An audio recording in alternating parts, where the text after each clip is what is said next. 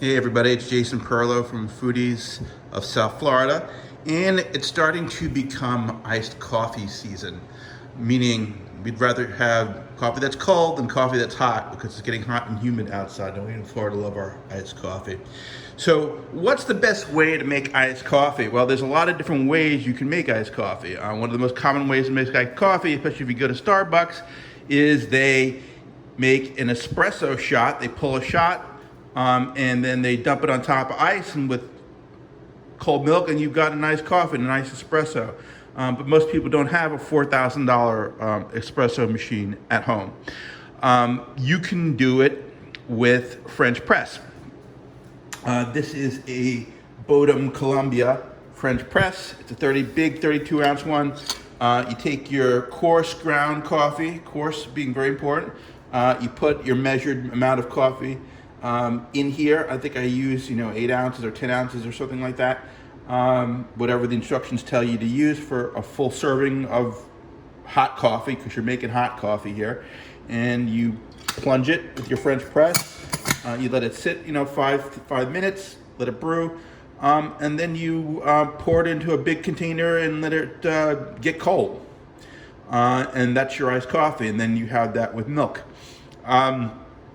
The other way of doing it is with cold brew. Now, cold brew is a process that, in essence, you are grinding your coffee, and you then put it in a large vessel. You add your water to it, and you let it steep overnight for between 12 and 18 or 24 hours. Some people let it go as much as 48 hours, but I think that's probably too much. I think overnight, 24 hours is probably fine to get the extraction effect you want. And that produces an extract. And then that extract, you pour over ice and with milk. But you're only going to use about 2 ounces of extract to about 8 ounces of milk, or 6 ounces of water, and whatever extra creamer you need to add to lighten it. What coffee do you want to use? That's a good question. There's lots of coffees out there, and you can be as fancy or not as fancy as you want. You can buy coffee from Costco or from Amazon, but what you want to be careful of is that you don't want to go with a light roast like this. So see this Rwanda, which is a great roast for doing, I've done espressos with it. I also do French presses with it.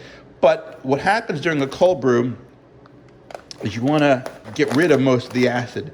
So a high acid coffee is not good because you're still going to have a lot of acid left over. Whenever you have a light roast, you are accentuating the acidic parts of it. So this type of a coffee, a light roast, is not ideal. All these other coffees, medium roast coffees, are good coffees to use for a cold brewed coffee. These guys, Love and Karma, which are based out of Weston, a guy named Jody Akins, he's an ex-Motorola guy. He's got a 2-pound roaster, and he'll roast for you custom. He's a really small operation, but he does a great job. He'll even deliver it to your house if you're in Broward. Or he'll mail it to you. It doesn't take very long to get to your house. I also like Chosen Bean. Chosen Bean used to be as big as a company as Love and Karma about 2 years ago. He only had about a 2-pound roaster. He did all his roasting out of his garage. Now he's got an operation out of Oakland Park. It's a decent-sized business, but he's still a South Florida company, and he will talk to you on the phone and roast up whatever you want according to whatever preferences that you have. So that's our coffee, right? You want as good coffee as you can possibly get. You don't really want, I would recommend, if you're going to do cold brew, not to buy the Pilons or the Bustelos, because those are all heavy Robusto-based coffees, and they're going to be very acidic and heavily roasted, and they're going to be bitter, and you're not going to like it, right? So what I've got here is some Love and Karma Ethiopia. Now, Ethiopia is actually a great coffee to use, a varietal to use for iced coffee, any kind of coffee. Not so great necessarily for espresso because of the way that it flows when I use it as espresso. So I tend to like to use Ethiopia as an iced coffee or a French press. So I have here my grinder. Now, as you can see, I currently have it set for an espresso, which is close to what we call the zeroing out on the grinder. So we're at a 1 level, which is just above 0, right? So that's gonna be very fine. That's not what we're gonna wanna use for cold brew. For cold brew, we want a very coarse grind, okay?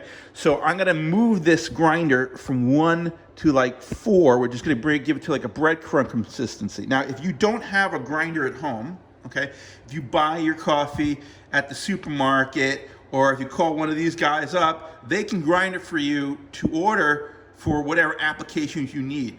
If you need to do this for cold brew, okay, you are gonna need it at as coarse as you possibly can go. So I'm gonna go really super coarse on this, and then I'm gonna show you what we need to do to brew it. Okay, so now what I've done here is I've opened the grinder pretty far up in terms of aperture, right? We're at like 5, 6. That's super, super, super coarse. So I'm actually gonna run this and show you just how coarse we're talking about.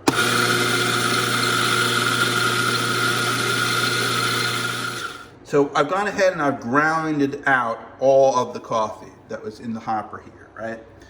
You can see just how coarse this is, okay? If you don't have a coffee grinder at home, supermarkets typically have grinders, so you can bring the coffee that you buy.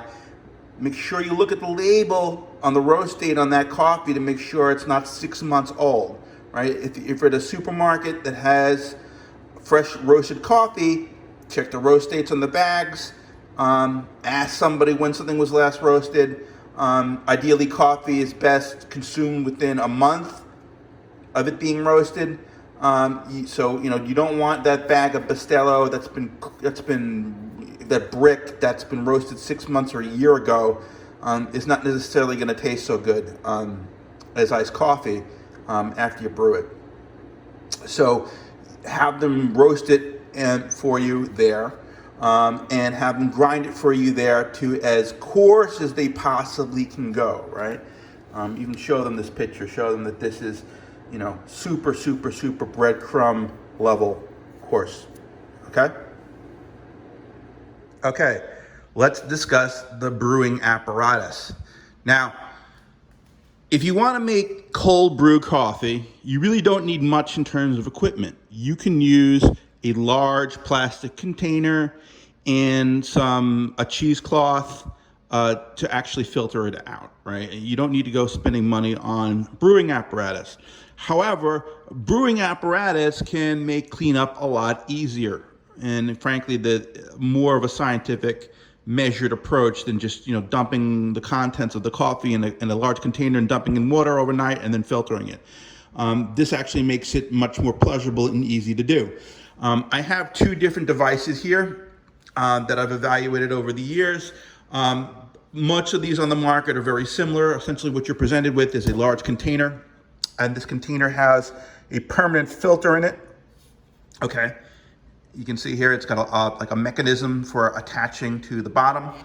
The bottom has a latch.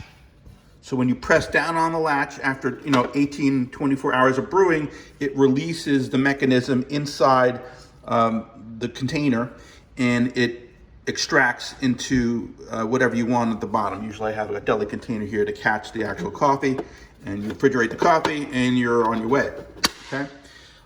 This is a very similar one made by another company. It's got the container on the bottom. It's got the vessel on the top with the similar type of a latch release mechanism. It's got a similar filter in it, right? Fairly similar design. The one on the left is made by by OXO. And it goes for about $50 on Amazon. Bodum makes one as well. All these companies make them. You can read the reviews. Like I said, this OXO has been fairly easy to deal with. This other one has been fine. It's made by Urban Trend. Has gotten some good reviews. But you're going to end up regardless with about 24 to 32 ounces of coffee in a single extraction. And you're only going to use about 2 ounces of coffee to a total drink, right? You use 2 ounces of coffee plus the ice, 6 to 8 ounces of milk, or 6 to 8 ounces of water, and then whatever lightener you're going to add, right? So what I've done here is I've measured out 10 ounces of that coarsely ground coffee. There's a little bit left over here. I might use all of it depending on how much room I got. but it's approximately 10 ounces of coffee, right? And in grams, that is 284 grams of coffee, right? To 1.5 liters of filtered water. Do not use tap water, okay? So what I'm gonna do here, I'm gonna put the coffee in the vessel. All right, we can put it all in the bottom here. All right, nice like that. All right. We have the top. It's gonna go on here. Put this underneath so we don't make a mess. All right. And now the top here has got a diffuser, right? So it rains down, so it mixes up a little bit better. But typically what I like to do is I'll get a spoon or something to help me stir it up. If it gets a little, you'll see what happens here. Right? So I'm gonna pour the water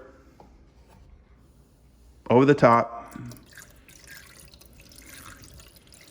Right, and it's gonna rain down.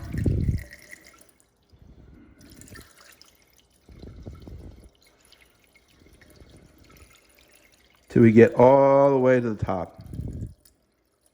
And if I have a little bit extra room, I might put some more water in there. But we're pretty close to how much this thing can take. Now what you're gonna see here is some bubbles. And that bubbles is a release of carbon dioxide, which happens as a result of the gases that are built into the coffee, right? So I'm gonna mix it up a bit, get it nice and saturated.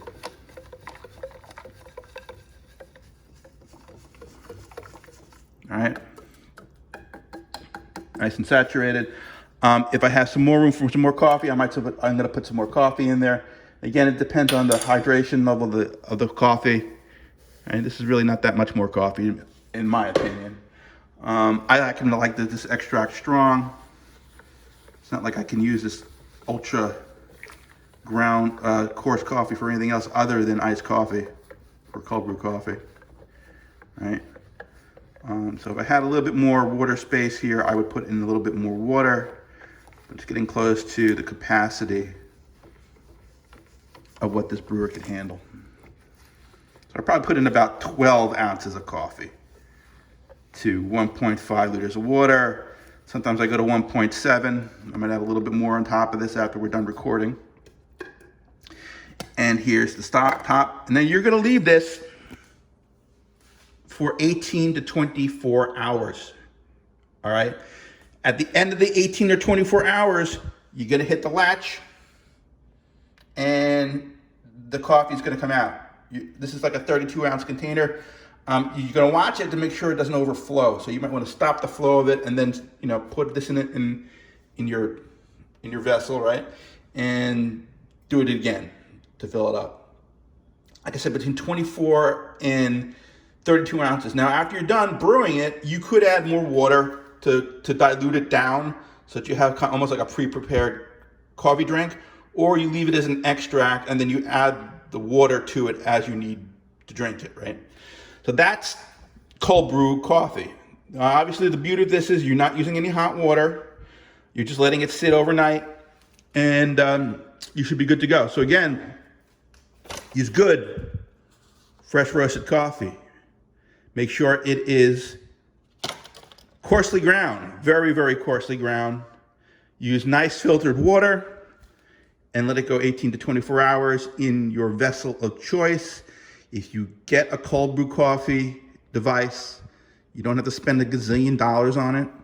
$30 to $50. You can look for this OXO one, which I think is particularly good. I use it. It's easy to put in the dishwasher and clean it. It's not a big pain in the butt. But again, you could use a large container in a cheesecloth or regular coffee filters to filter out the coffee, but it can get messy. Okay, so that's cold brew coffee. Tomorrow I will show you actually how to make a coffee drink after you have extracted your coffee.